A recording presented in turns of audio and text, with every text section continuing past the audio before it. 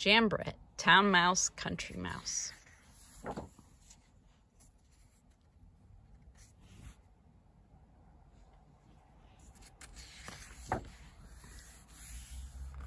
One morning, the town mouse woke up shivering from a dream about the kitchen cat who prowled the house. "I need a vacation," he said to his wife. "Let me take you to see the countryside where I was born. Life is quiet and peaceful there. The sun shines brightly every day, and the air is so clear that you can see the stars at night. And nothing will prepare you for the taste of wild blackberries." "Oh, let's go right away," she said. So the town mouse and his wife packed a picnic and set off for the country. Now the country mouse and her husband were at their tree stump house, exhausted from searching for food and avoiding the hungry owl who lived nearby. "Oh, I sometimes wish we lived in a townhouse where all the food you can eat is right there in the pantry. They say that the smell of cheese makes your whiskers tingle." "Oh, mine are tingling already," her husband exclaimed. The town mouse were outside the country mouse's house, putting a huge chunk of cheese in the middle of their picnic basket. The country mouse peered down at it. They heard the town mouse exclaim, "This is the life! Wildflowers, spring peepers! If only we lived here." The country mouse crept out. "You like it?" they asked. "Why, we've always wanted to live in a townhouse," and the town mouse offered them a nibble of cheese. "Why don't we trade houses?" he said. "Would you?" asked the country mouse, her mouth stuffed full of delicious cheese. "We'll leave right away," she said. As they said goodbye, each of the mice thought that they had the better part of the deal.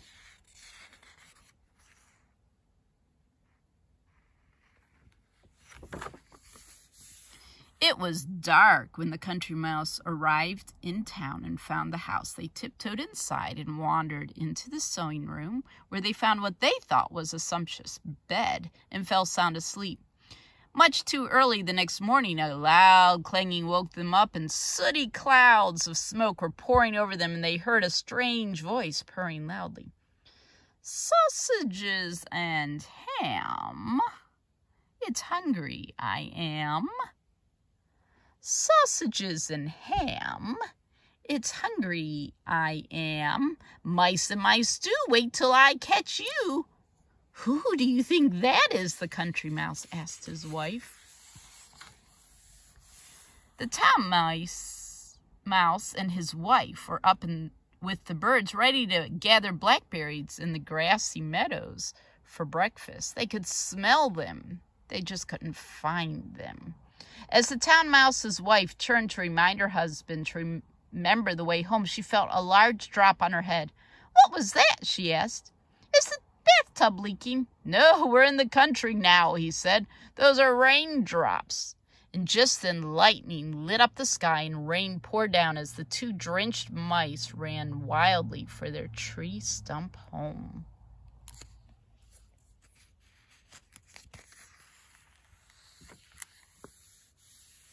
The country mice were looking forward to their first splendid meal in the pantry.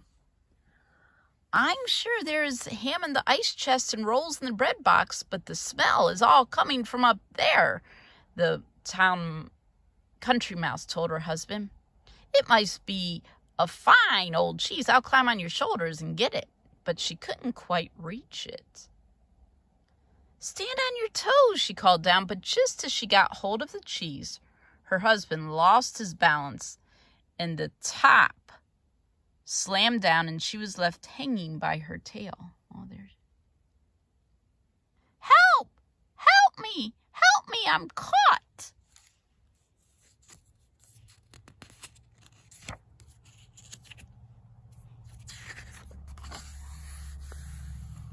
Back in the country, the town mouse had put on dry clothes. He was especially proud of his bright new jacket. "So colorful and eye-catching," he said to his wife. "Let's stroll in the forest. We'll come back loaded with acorns and hickory nuts." But their walk was soon interrupted. The mouse's colorful coat was so eye-catching that it caught the eye of a curious blackbird. And if his wife hadn't held on to him by his foot, he would have been carried off.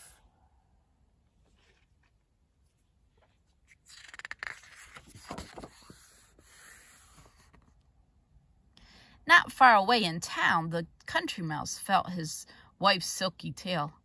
"Nothing's broken," he said, but he looked in her eyes and he saw how sad and discouraged she was. "I know something that will cheer us up," he said. "Follow me." He had spied a small window up above the pantry shelves, and together they climbed higher and higher. And when they reached the top, he rubbed away the soot, and they looked out at a piece of sky. "Doesn't it look like home?" the country mouse asked his wife.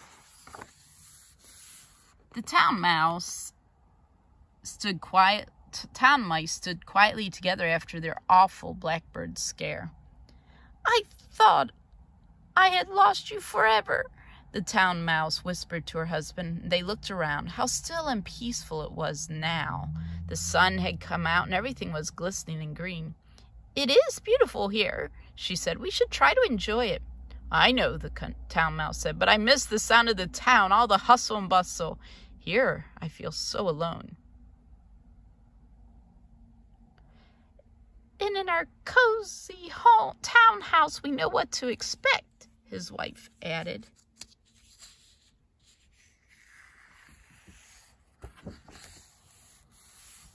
The country mice knew to stay at home in a thunderstorm, and they knew what to expect from the hungry owl, but they soon found out that there were different dangers here when they discovered a tasty morsel of blue cheese sitting on a pine board.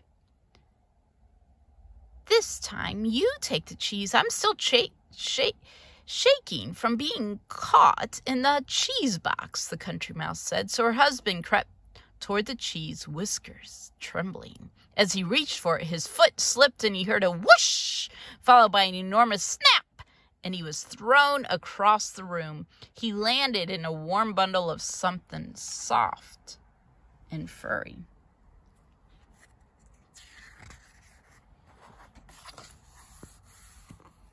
The country mouse was shaking from his close call. "I can barely stand," he winced as his wife pulled him up and patted down his crumpled whiskers. It was then that she noticed the bundle on which her husband had landed was tipping and turning. "It's alive!" Two green eyes snapped open. "Run!" she said, getting a good look at it. "It's an owl with teeth." What is it?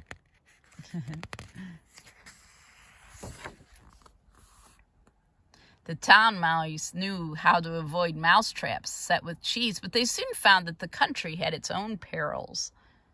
When they explored the riverbank hand in hand, and suddenly the water began to boil and churn, and a huge wet head popped out and stared at them.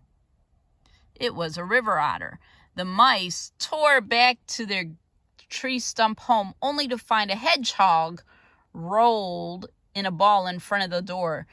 When they heard an animal crashing toward them through the underbush, "I can't take any more," the town mouse quaked, and she ran for the nearest tree with her husband right behind her.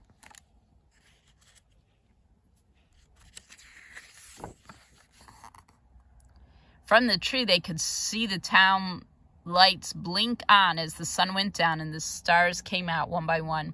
"What shall we do?" the town mouse asked his wife. But before she could answer, she saw a pair of glowing eyes right beside them, and they were face to face with the most terrifying creature of all. "A cat with wings!" shrieked the town mouse. "That's it for me!" his wife cried, and they ran down the tree and toward the town as fast as their legs could carry them.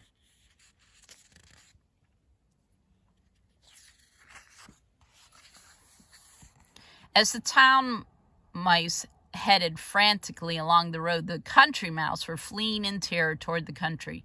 Their paths crossed, but neither saw the other. They were so frightened, and even the sky seemed to be falling on them. The country mice didn't stop running until they could see their tree stump in the distance. The town mice kept on running until they reached their townhouse. The musty smell of old wood and smoke from the kitchen all seemed wonderful. Even the street sounds outside seemed cheerful and friendly. "There's no place like home," sighed the town mouse as he and his wife settled into a warm old slipper. "There's no place like home." Atop their cozy tree house, the country mouse and her husband looked up at a full moon shining down on them. They sighed happily. "We missed you," they said together.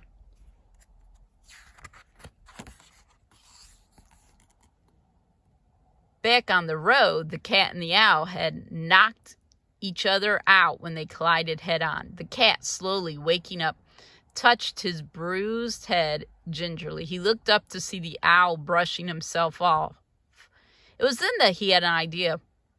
"Owl, how would you like to trade places with me? I've always wanted to try the simple life in the country."